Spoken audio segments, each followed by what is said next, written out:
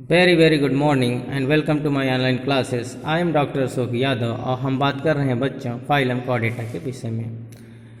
पिछले वीडियोस में बच्चों हम लोगों ने सुपर क्लास पीसेस के क्लास ऑस्टिक्थिस के जनरल कैरेक्टरिस्टिक के विषय में जाना और बच्चों उसमें हम लोगों ने ये देखा कि कॉन्डिक्थिस किस प्रकार से ऑस्टिक्थिस से डिफर हैं।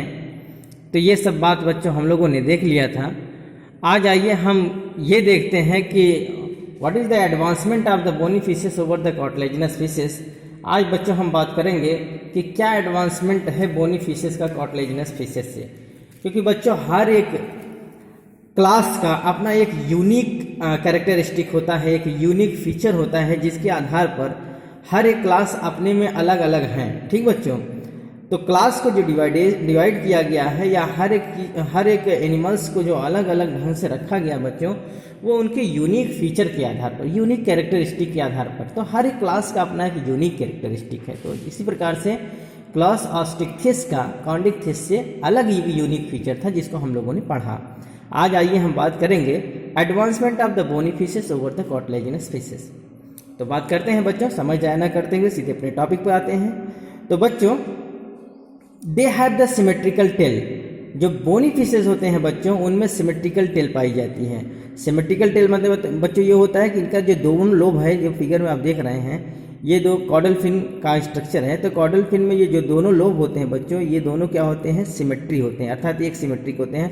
अर्थात इनको जब हम बीचों बीच डिसेक्ट करेंगे तो ये दोनों क्या होंगे, एक दूसरे का मिरर इमेज बनाते हैं, बराबर होते हैं। तो इस प्रकार की जो टेल होती है उसको हम क्या कहते हैं बच्चों, होमो सर्कल टेल कहते हैं। तो जो कार्टिलेजिनस फिशेस होती हैं उनमें क्या पाई जाती है, तो हेट्रो सर्कल टेल पाई जाती है, जबकि बोनी फिशेस में क्या पाया जाता है बच्चों, होमो सर्कल टेल, अर्थात इनमें दोनों लोब बराबर होते हैं। जबकि कार्टिलेजिनस फिशेस में लोब का एक सिरा जो है बड़ा होता है, दूसरा छोटा होता है। तो इस प्रकार का जो टेल होता है उसे हम हेट्रो सर्कल टेल कहते हैं। तो ये it is the advancement of the bony fishes over cartilaginous fishes, अर्थात जो बोनी फिशेस होते हैं उसमें कैसा टेल पाया जाता है, होमो सर्कल टेल पाया जाता है, that is the symmetrical tail, अर्थात इसमें एक सिमेट्री जैसी, मतलब सिमेट्रिकल प्रकार के होते हैं। दूसरा क्या है बच्चों, हाइड्रोस्टैटिक स्विम ब्लैडर, अर्थात जो बोनी फिशेस होते हैं बच्चों उनमें क्या पाया जाता है, एयर ब्लैडर पाया जाता है, या इसे हाइड्रोस्टैटिक स्विम ब्लैडर कहते हैं। Which is responsible for the buoyancy in the water, अर्थात जो क्या करते हैं, पानी में इनको तैरने के लिए सहायता प्रदान करते हैं। एयर ब्लैडर क्या है बच्चों, इनके तैरने में मददगार साबित होते हैं। अर्थात जब एयर ब्लैडर में एयर भर जाता है तो इनका शरीर क्या हो जाता है, एकदम लाइट हो जाता है, हल्का हो जाता है और ये आसानी से स्विम करते हैं पानी में। ठीक बच्चों, और जब इनको, मैंने पिछले वीडियो में बताया था, इनको जब नीचे जाना होता है पानी में तो ये अपने एयर ब्लैडर से एयर को कम कर देते हैं और ये आसानी से नीचे चले जाते हैं। फिर नीचे से ऊपर आना होता है तो एयर ब्लैडर में एयर भर लेते हैं और इनका शरीर फिर लाइट हो जाता है, ऊपर ये आ जाते हैं। तो इनका जो एयर ब्लैडर होता है बच्चों, ये एक यूनिक फीचर है जो केवल बोनी कार्टिलेजिनस ऑस्टिक्थिस में पाई जाती है, अर्थात बोनी फिशेस में ही पाई जाएंगी। कार्टिलेजिनस फिशेस में एयर ब्लैडर नहीं पाया जाता। इनके स्थान पर थोड़ा बहुत बॉयंसी प्रदान करने के लिए इनका जो लीवर होता है बच्चों उनमें ज़्यादा अमाउंट में क्या भरा होता है, मैंने पिछले वीडियो में बताया है, फैट जमा हो जाता है, अर्थात ऑयल भरा रहता है। इनके कहाँ भरा होता है, लीवर में ऑयल का डिपोजिशन होता है, जिससे उनको थोड़ा सा बॉयंसी मिल जाता है, अर्थात तैरने में मदद मिलता है। ठीक बच्चों, अगला जो इनका यूनिक कैरेक्टरिस्टिक है बच्चों, फिलामेंटस गिल्स। तो जो बोनी फिशेस होते हैं उनमें कैसा गिल्स पाया जाता है, फिलामेंटस गिल पाया जाता है। और ये फिलामेंटस गिल्स का सरफेस एरिया ज़्यादा होता है in the comparison of the lamelliform gills, अर्थात जो कार्टिलेजिनस फिशेस होते हैं बच्चों उनमें लैमेलिफॉर्म गिल्स पाई जाती हैं, अर्थात कैपिलरीज के रूप में छोटे छोटे क्या होते हैं बच्चों, पतले पतले ओपनिंग होती है और वो एक अरेंजमेंट में जुड़कर क्या बनाते हैं, लैमेलिफॉर्म गिल्स बनाती हैं। जबकि ये क्या बनाते हैं, फिलामेंटस गिल्स बनाते हैं। तो बोनी फिशेस में एक ये जो यूनिक कैरेक्टर है क्या, कि इनमें फिलामेंटस गिल्स पाया जाता है, जबकि कार्टिलेजिनस फिशेस में लैमेलिफॉर्म गिल्स पाई जाती है। एक और अंतर इनमें बच्चों क्या होता है कि इनका जो गिल स्लिट्स होता है बच्चों, ये गिल कवर से ढका होता है, जिसको हम क्या कहते हैं, अपर्कुलम, जो बोनी फिशेस में पाई जाती हैं। जबकि कार्टिलेजिनस फिशेस में गिल स्लिट्स को ढकने के लिए किसी प्रकार का कोई अपर्कुलम या गिल कवर नहीं पाया जाता है। ठीक बच्चों, अगला जो इनका एडवांसमेंट है वो है बेटर ब्रेन, अर्थात बेटर ब्रेन अर्थात कुल मिला के जो बोनी फिशेज होते हैं बच्चों, उनमें जो ब्रेन होता है, सोचने समझने की क्षमता जो होता है बच्चों, वो ज़्यादा होता है in the comparison of cartilaginous fishes. अर्थात कार्टिलेजिनस फिशेस की अपेक्षा बोनी फिशेस में सोचने समझने की क्षमता ज़्यादा स्टेबल होती है, क्योंकि इनमें ब्रेन जो होता है वेल डेवलप्ड होता है, जबकि कार्टिलेजिनस फिशेस में ब्रेन का डेवलपमेंट बोनी फिशेस से ज़्यादा बेहतर नहीं होता है। ठीक बच्चों, आइए अब हम देखते हैं कि ऑस्टिक फिश को आगे भी 2 सब क्लासेस में बांटा गया है बच्चों। तो ये हम बात करते हैं अभी ऑस्टिक फिश को 2 किन सब क्लासेस में बांटा गया है। जनरली क्लास ऑस्टिक फिश या bony fishes are divided into 2 सब क्लासेस। इनको बच्चों कितने 2 सब क्लासेस में बांटा गया है। पहला सब क्लासेस है सार्कोप्टेरिजी और दूसरा है एक्टिनोप्टेरिजी। सार्कोप्टेरिजी एंड एक्टिनोप्टेरिजी बच्चों याद रखिएगा, बहुत इंपॉर्टेंट है, क्वेश्चन बहुत ज़्यादा यहाँ से पूछे जाते हैं। Sarcopterygii derive from the Greek word sarc equal to होता है flesh and pteryx equal to होता है fins, that is the having fleshy fins. अर्थात ये ग्रीक भाषा के 2 शब्द सार्क से लिया गया, जिसका मतलब होता है फ्लेश, एंड टेरिक्स का मतलब होता है फिन्स। अर्थात इनमें कैसा फिन्स होता है बच्चों, फ्लेशी फिन्स होता है। जबकि एक्टिनोप्टेरिजी भी ग्रीक भाषा के 2 शब्द से लिया गया है, एक्टिस इक्वल टू रे and pteryx equal to fins. अर्थात इनमें रे फिन्स पाई जाती हैं। क्या पाई जाती है बच्चों, रे फिन्स पाई जाती है। आइए अब हम बात करते हैं सब क्लास सार्कोप्टेरिजी के विषय में। ठीक बच्चों, आज हम बात करते हैं सब क्लास सार्कोप्टेरिजी के विषय में। आइए इनके जनरल कैरेक्टरिस्टिक को जानें। Sarcopterygii have muscular lobes associated with their fins and usually use lungs in gaseous exchange. Very most important बच्चों, जो सार्कोप्टेरिजी होते हैं बच्चों, इनमें मस्कुलर लोब्स पाया जाता है और इसमें जो है बच्चों गैसियस एक्सचेंज के लिए ये किसका प्रयोग करते हैं, लंग्स का प्रयोग करते हैं। ठीक बच्चों, अर्थात जो सार्कोप्टेरिजी होते हैं उनमें मस्कुलर लोब्स पाया जाता है। ठीक बच्चों, अर्थात फिन से एसोसिएट करते हैं और इनमें गैसियस एक्सचेंज के लिए क्या पाया जाता है, लंग्स पाया जाता है। ठीक बच्चों, the first group of sarcopterygii are the lung fishes और dipnoi which are fresh water lobed finned fishes. तो सबसे पहला ग्रुप बच्चों जो सार्कोप्टेरिजी अर्थात जो लंग फिशेस की सबसे अर्थात सार्कोप्टेरिजी जो अभी हम सब क्लास की बात कर रहे हैं, सब क्लास सार्कोप्टेरिजी का जो सबसे पहला ग्रुप है बच्चों, वो हम किस रूप में देखते हैं, लंग फिशेस के रूप में देखते हैं, जो डिप्नोई कहे जाते हैं। अर्थात इनका पहला ग्रुप क्या है बच्चों, लंग फिशेस। अर्थात हम सबसे पहले अगर सार्कोप्टेरिजी के रूप में देखे हैं तो किस एनिमल्स को देखा हम लोगों ने, लंग फिशेस, जिसको हम डिप्नोई कहते हैं। और ये कैसे होते हैं, fresh water lobed finned fishes होते हैं। क्या होते हैं बच्चों, अर्थात ये फ्रेश वाटर में पाए जाते हैं, लोब्ड फिन्ड वाले मछलियां होती हैं। अर्थात इनमें फिन्स कैसे होते हैं, लोब्ड, ठीक, लोब में बटे होते हैं। तो ये सबसे पहला ग्रुप है सार्कोप्टेरिजी का, जिसको हम लंग फिशेस के रूप में जानते हैं, डिप्नोई के रूप में जानते हैं। और ये कैसे होते हैं, fresh water lobed finned fishes होते हैं। 3 surviving genera of the lung fishes are, अर्थात लंग फिशेस को अगर हम जेनेरा में डिवाइड करके देखें बच्चों, तो इनको लिविंग रूप से 3 जेनेरा में हम पढ़ते हैं। अर्थात इनका लिविंग जेनेरा के रूप में कितने हैं बच्चों, अब बहुत इंपॉर्टेंट है बच्चों, इसको आप याद रखिएगा। तो 3 surviving genera of the lung fishes के हम 3 प्रजातियों को पढ़ते हैं, अर्थात 3 जेनेरा में हम डिवाइड करके पढ़ते हैं। पहला है नियोसिरेटोडस, जिसको हम ऑस्ट्रेलियन लंगफिश कहते हैं। कौन है बच्चा, पहला जो जेनेरा है वो है नियोसिरेटोडस, जिसको हम ऑस्ट्रेलियन लंगफिश कहते हैं। दूसरा होता है प्रोटोप्टेरस, जिसको हम अफ्रीकन लंगफिश कहते हैं। और तीसरा होता है लेपिडोसाइरेन, जिसको हम लैटिन अमेरिकन लंगफिश के रूप में जानते हैं। तो ये तीनों बच्चे इनके जेनेरा हैं, अर्थात ये हम सब क्लास किसके अंतर्गत पढ़ते हैं, सब क्लास सार्कोप्टेरिजी के अंतर्गत हम 3 जेनेरा को पढ़ते हैं। Neoceratodus which is also known as the Australian lungfish, protopterus also known as the African lungfish, and finally lepidosiren which is also known as the Latin American lungfish. ठीक बच्चों, आइए थोड़ा हम लंगफिश के विषय में जानते हैं।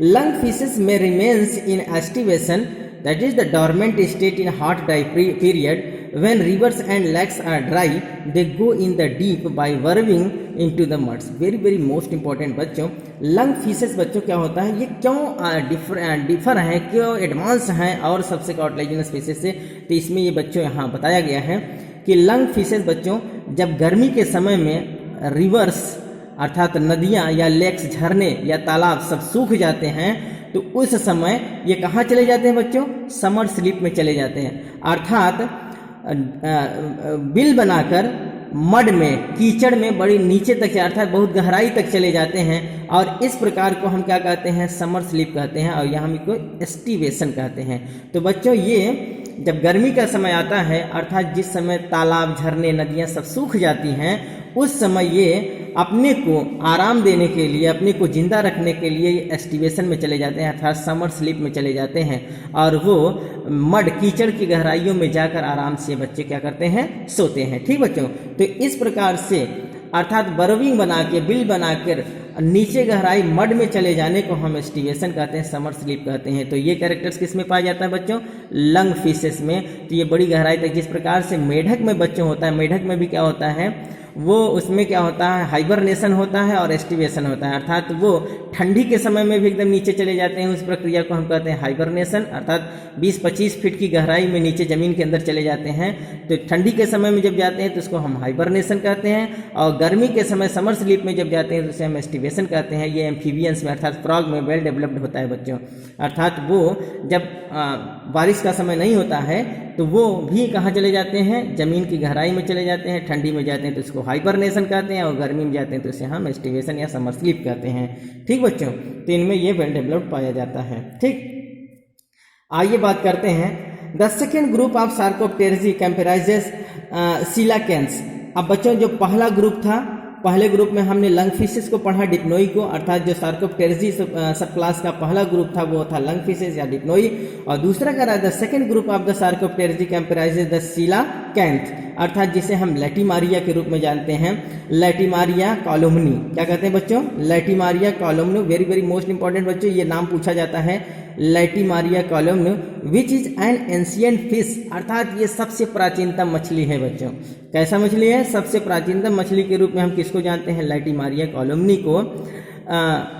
N ancient first fish caught off the coast of the Africa, जिसको सबसे पहले 1938 ईस्वी में अफ्रीका में देखा गया, अर्थात ये सबसे पहला एंशियंट फिश था बच्चों लैटिमारिया कॉलोमनी, जिसको 1938 ईस्वी में हम लोगों ने कहाँ देखा, अर्थात 1938 ईस्वी में ये अफ्रीका में देखा गया। It is a living fossil. Very very very most important बच्चों, इसको रिमार्क करिए, क्वेश्चन यही पूछा जाता है, which is the type of the living fossil, तो Latimeria is the type of the living fossil. तो ये किस रूप में देखा जाता है बच्चों, लिविंग फॉसिल के रूप में अभी भी हमको ये प्राप्त है। ठीक है बच्चों, तो Latimeria chalumnae which is the type of the ancient fish first caught off the coast of the Africa in 1938, 1938 ईस्वी में सबसे पहले ये कहाँ देखा गया, अफ्रीका में, और इसको हम लिविंग फॉसिल के रूप में आज भी देखते हैं, पहचानते हैं, जानते हैं। ठीक बच्चों, आइए अब हम बात करते हैं इनके विषय में और आगे, और देखते हैं कि the second species of the coelacanth Latimeria menadoensis, menadoensis. ठीक बच्चों, the second species of the coelacanth is Latimeria menadoensis was discovered in 1977 off the coast of the Indonesia, अर्थात जो दूसरे स्पीसीज के रूप में हम सीलाकेंथ को जानते हैं वो है लैटिमेरिया मेनाडेंसिस, जिसको 1977 ईस्वी में इंडोनेशिया में देखा गया। कहाँ देखा गया बच्चों, इंडोनेशिया में। पहला अफ्रीका में और दूसरा स्पीसीज जिसका जो देखा गया वो इंडोनेशिया में। ठीक, पहला स्पीसीज देखा गया जो अफ्रीका 1938 ईस्वी में, और सेकंड जो देखा गया 1977 ईस्वी में in the coast of the Indonesia. ठीक बच्चों, The discovery of the coelacanth was the milestone events because this fish had previously been known only from the fossil record। अर्थात सीलाकेंथ बच्चों एक प्रकार से माइलस्टोन साबित हुआ, क्यों, क्योंकि फॉसिल रिकॉर्ड में सबसे पहले हमने सीलाकेंथ को पाया। ठीक बच्चों, अर्थात कुल मिला के मछली के ओरिजिन के क्रम में अगर हम देखें तो सीलाकेंथ एक प्रकार का माइलस्टोन साबित हुआ, क्योंकि फॉसिल के रिकॉर्ड में हमारा सबसे पहला फिश के रूप में ये पाया गया। ठीक बच्चों, coelacanth the most primitive living fish is large up to 80 kilometer weight and has heavy scales. Coelacanth बच्चों जो सबसे प्रिमिटिव लिविंग फिश के रूप में देखा गया, अर्थात सबसे आधुनिक लिविंग फिश के रूप में हमको मिला सीलाकेंथ, वो सबसे लंबा था। अर्थात वो कितना, अर्थात इसका वेट भी बहुत ज़्यादा था बच्चों, 80 किलो वेट का था, और इसमें हैवी स्केल्स पाए जाते थे। जो इनके ऊपर का एक्सोस्केलेटन या बॉडी कवर के रूप में एक्सोस्केलेटन पाया जाता है बच्चों, वो भी हैवी अमाउंट में था, और ये इसका वजन कितना था बच्चों, 80 किलोग्राम। ठीक बच्चों, सब क्लास, अब हम पहला क्लास तो हमने देखा सार्कोप्टेरिजी को, और दूसरा क्लास क्या है बच्चों, दूसरा सब क्लास है एक्टिनोप्टेरिजी। तो आइए बात करते हैं आस्टिक फिश के दूसरे सब क्लास अर्थात एक्टिनोप्टेरिजी के विषय में। Actinopterygii process gas filled swim bladder और air bladder which regulates buoyancy. इनमें बच्चों क्या पाया जाता है, गैस फिल्ड स्विम ब्लैडर या एयर ब्लैडर, जो अभी हम बात कर रहे थे, एयर ब्लैडर पाया जाता है जो बॉयंसी को रेगुलेट करता है। ठीक बच्चों, अर्थात इनमें क्या होता है, अपने एयर ब्लैडर से एयर को कम भी कर सकते हैं, ज़्यादा भी कर सकते हैं, जैसा इनको ज़रूरत पड़ता है। ठीक बच्चों, तो इनमें गैस फिल्ड स्विम ब्लैडर या एयर ब्लैडर पाया जाता है which regulates buoyancy. Air bladder found in bony fishes in a hydrostatic organ. ठीक बच्चों, इज अ हाइड्रोस्टैटिक ऑर्गन, अर्थात जो इनमें एयर ब्लैडर पाया जाता है बच्चों, ये एक प्रकार का हाइड्रोस्टैटिक ऑर्गन होता है। ये बहुत इंपॉर्टेंट बच्चों पूछा जाता है कि air bladder is the type of the hydrostatic organ which is help in the buoyancy in the water. अर्थात जो एयर ब्लैडर होता है बच्चों, ये हाइड्रोस्टैटिक ऑर्गन के रूप में होता है, और किस में पाया जाता है, केवल बोनी फिशेस में, कार्टिलेजिनस फिशेस में इसका अभाव होता है। ठीक बच्चों, अगर इसे थोड़ा सा रिजेंबल्स करके पढ़ेंगे तो जहाँ इनमें एयर ब्लैडर पाया जाता है, वहीं थोड़ा सा बॉयंसी प्रदान करने के लिए इनके अंदर जो लीवर होता है बच्चों, उसमें अधिक मात्रा में ऑयल का कलेक्शन होता है, जो इनको थोड़ा बहुत बॉयंसी देता है। फिर भी उनको पानी में अर्थात तैरने से बचने के डूबने से बचने के लिए उनको लगातार क्या करना पड़ता है, तैरते रहना पड़ता है। किनको, कार्टिलेजिनस फिशेस को, जबकि बोनी फिशेस आराम से बिना फिन चलाए एक स्थान पर टिक भी सकते हैं। क्यों? क्योंकि इनमें एयर ब्लैडर सक्रिय पाया जाता है। ठीक बच्चों, तो आइए बच्चों, इनके बच्चों वीडियोस बहुत लंबा होता जा रहा है, इनके एग्जाम्पल्स के विषय में हम अगले वीडियोस में बात करेंगे। तब तक के लिए बच्चों धन्यवाद।